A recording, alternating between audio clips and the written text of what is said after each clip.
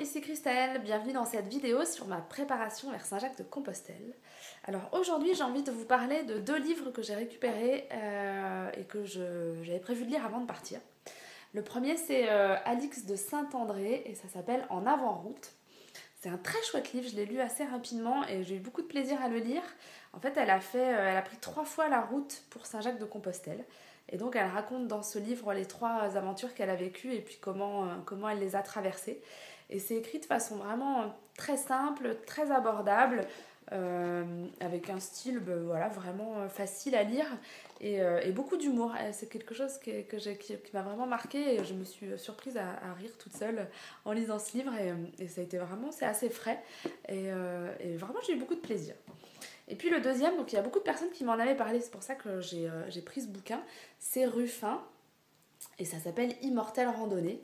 Donc là je suis en cours à peu près un peu plus de la moitié. D'une, je sais pas si je vais avoir le temps de le finir avant de partir, il faut que je le rende à la médiathèque.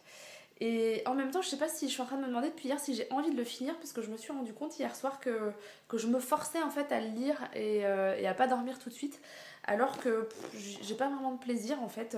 C'est très bien écrit, donc par rapport au premier, c'est un style qui est beaucoup plus intellectuel et en même temps, il a vraiment un style. Moi, je suis pas critique littéraire, mais je remarque que voilà, c'est vraiment très joliment écrit.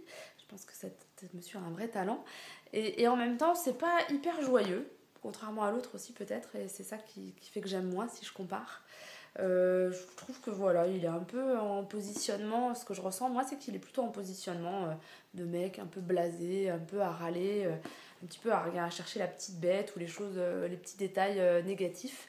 Donc du coup, voilà, je suis pas prise par le bouquin en lui-même et je suis pas sûre que je vais aller au bout parce que pourquoi s'ennuyer avec quelque chose qui ne nous donne pas de satisfaction et du plaisir, tant qu'à faire.